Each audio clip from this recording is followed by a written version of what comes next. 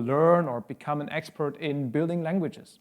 And of course, still, we need people who deal with the infrastructure. So I guess that's another area to become an expert in.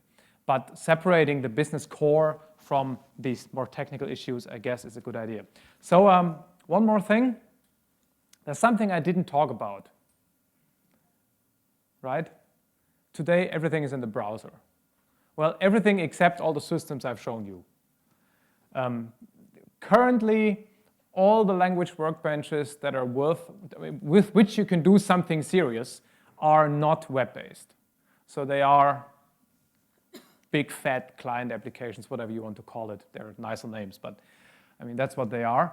But both Xtext and the MPS teams are working on web-based versions of their language workbenches, but it will still be months to years until this stuff scales to the systems that I've shown here, right?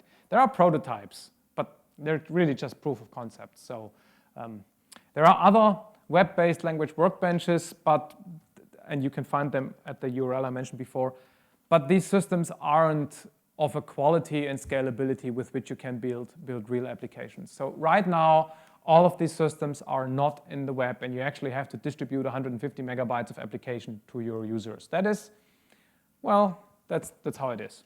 Many people say, okay, forget about all this stuff. It's all great, but if it's not on the browser, I'm not going to look at it. I think that's a strange perspective, but I mean, I have to admit that right now, this stuff is not in the browser.